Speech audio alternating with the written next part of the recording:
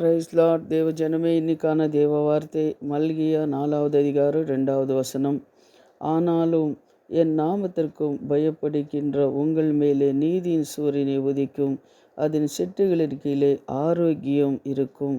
நீங்களே வெளியே புறப்பட்டு போய் கொளுத்த கன்றுகளைப் போல வளருவீர்கள் என்று வாக்குத்தத்தம் சொல்லுகிறது. நீங்கள் பாருங்கள், ஆனாலும் அவர் நாமத்திற்கு பயப்படுகின்றவர்கள் மேல் நீதியின் சூரியன் உதிக்கும் அப்படின்னு சொல்லி நம்ம பார்க்குறோம். சூரியன் உதிக்கும் போது எவ்வளோ ஒரு வெளிச்சம் நம்ம மேலே பிரகாசிக்குங்க. பார்த்திங்களா, சூரியன் உதிக்காமல் இருக்கும்போது இருளாக தான் இருக்கும் நம்ம வாழ்க்கை. சூரியன் விதத்துக்கு அப்புறம் நம்ம தேவன் நம்ம வாழ்க்கையில் வந்ததுக்கப்புறம் பிரகாசம் உள்ள ஒரு வாழ்க்கை நம்ம வாழ்க்கை மாறும்.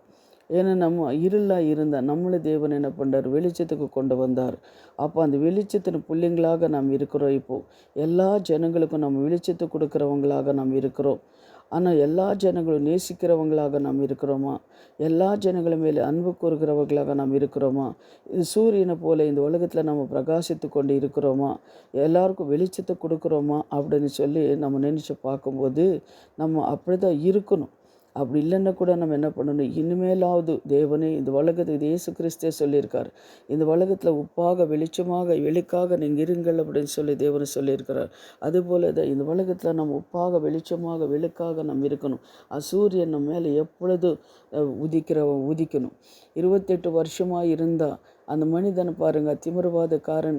ஆண்டவர் அந்த சூரியனை போய் அங்கே பிரகாசித்த உடனே அந்த மகத்து மேலே அந்த வியாதியை இருக்கிற மகத்து மேலே தேவனோட பிரசன்னம் இறங்குறதுனால அவர் ஒரே ஒரு வார்த்தை சொன்னால், நீ படுக்கை எடுத்துக்கொண்டு நடுன்னு சொல்லும்போது அவர் படுக்கை எடுத்துக்கொண்டு நடந்தார் அப்படின்னு சொல்லி நம்ம பார்க்குறோம். சூரியன் அப்படின்னா தேவனோட முக பிரகாசம். அவர் சொல்கிற அந்த வார்த்தை ஒரு சூரியன் போல் அவருக்கு வெளிச்சம் கொடுத்தது. அதே போல் 12 வருஷமாக இருந்த ரத்தப்பான ஸ்ரீ, அவள் வஸ்திரம் தொட்ட உடனே அவளுக்கு சுகமாகுனது. அப்படின்னு அந்த வெளிச்சம், தேவனோட இருக்கிற அந்த வெளிச்சம் அந்த மகள் மேலே போய் பட்டது அப்படின்னு சொல்லி நம்ம பார்க்குறோம். 18 வருஷமாக கூனியாக இருந்தால் அந்த ஸ்ரீ கூட அப்ரஹாம் மகளான அவள் மேலே கூட அவள் என்ன பண்ணுறாரு, தேவன் ஒரே ஒரு வார்த்தை அதை சொன்னதுனாலே அவள் குனிந்து கொண்டு இருந்து அவள் நிமிர்ந்து நிற்கிறாள் அப்படின்னு சொல்லி நம்ம பார்க்குறோம். தேவஜனமே, அதே போல் நம்ம வாழ்க்கையில் சூரியன் உதிக்கும் போது நம்ம பாருங்கள், கனி கொடுக்குறவங்களாக தேவன் நம்மளை மாற்றுகிறவராக இருக்கிறார் அப்படின்னு சொல்லி நம்ம பார்க்குறோம்.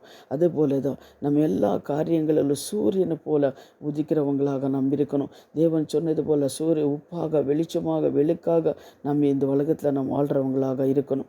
அதே போல் இருளாக இருக்கிறீங்களா, இன்னைக்கு ஆண்டவர்கிட்ட கேளுங்க, ஆண்டவரே சூரியன் போல கர்த்தாவை அந்த உங்கள் முக பிரகாசம் சுவாமி எங்களை மேலே இறங்கட்டும் அப்படின்னு சொல்லி ஜெபம் பண்ணுங்க. மோசே ஜெபிக்கும் போது அவர் முகம் எப்படி இருந்தது பார்த்தீங்களா? அப்படி எப்படி இருந்தது, சூரியனை போலவே அப்போ பிரகாசமாக இருந்தது அப்படின்னு சொல்லி நம்ம பார்க்குறோம். அந்த பிரகாசம் நம்ம கிறிஸ்தவங்கள் வாழ்க்கையில் ஒவ்வொருத்தர் வாழ்க்கையில் இருக்கும்போது தான் இந்த உலகத்தில் நம்ம என்ன பண்ண கனி கொடுக்க முடியும். இன்னொன்று எப்படின்னா, இந்த உலகத்தை நம்ம ஜெயிக்க முடியும். இயேசு கிறிஸ்து இந்த உலகத்துக்கு வந்து எப்படியெல்லாம் பாடுகளை வந்தாலும் அவர் எப்படி ஜெயித்தார் அப்படின்னு சொன்னால் இந்த வசனங்களை சொல்லி அவர் ஜெயித்தார். அவர் சொல்கிறாரு, நானும் என் பிதா ஒன்றாக இருந்தது போல் நீங்களும் ஒன்றாக இருங்க அப்படின்னு. அதுபோல் நம்ம என்ன பண்ணணும், இயேசு கிறிஸ்துவே அவர் கூட நம்ம என்ன பண்ண, திராட்சை செடி கொடியில் எப்படி இருக்கும்போது பலனை கொடுக்குமோ அதே போல் தேவனோட நம்ம இருக்கும்போது நாம் பலனை கொடுக்குறவங்களாக இருக்கிறோம். சங்கீதம் 84:11 பாருங்கள், தேவனாகிய கர்த்தர் சூரியனும் கேடகுமானவர். கர்த்தர் கிருபையையும் மகிமையும் அருளுவார். உத்தமமாய் நடிக்கின்றவர்களுக்கும் நன்மையை வழங்காதிருக்கிறார் அப்படின்னு சொல்லி நம்ம பார்க்குறோம். அப்போ என்னன்னா, தேவனாகிய கர்த்தர் சூரியனும் கேடகமுமானவர். கர்த்தர் கிருபையையும் மகிமையும் ஆளுகிறவராயிருக்கிறார். அதுபோல் அந்த சூரியனை நம்ம என்ன பண்ணணும், நம்ம பிடித்து கொள்ளணும். அந்த சூரியன் நம்ம வாழ்க்கையில் இருக்கும்போது அந்த இருள் நம்ம உள்ளத்தில் வர முடியாது. அந்த சூரியன் நம்மளோட இருக்கணும் அப்படின்னு சொல்லி ஜெபம் பண்ணுங்க. கர்த்தர் உங்களோட இருந்து பெரிய காரியங்கள் செய்வார். இன்றைக்கு கூட 6, 7, 8 ஜெபம் இருக்கிறது. 6 மணிக்கு நீங்கள் வாங்க. கர்த்தர் என்ன பண்ண பெரிய காரியங்கள் செய்கிறார். கர்த்தர் அற்புதங்கள் செய்கிற தேவனாக இருக்கிறார்.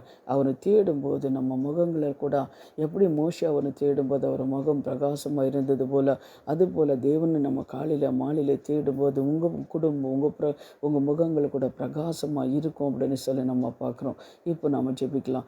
எங்களை அதிகமாக நேசிக்கிற பரலோக பிதாவே, சர்வ வல்லமுள்ள தேவாதி தேவனே, ஆண்டவரே, இந்த வார்த்தை கேட்குற ஒவ்வொரு பிள்ளைங்கள வாழ்க்கையில் கர்த்தாவே அப்பா, இருள் இருந்தால் இயேசுவின் நாமத்தால் அதெல்லாம் அவங்கள விட்டு வெளியே சூரியனை போல் அந்த குடும்பம் அந்த முகங்களை கர்த்தாவே பிரகாசிக்க செய்யுங்க ஆண்டவரே.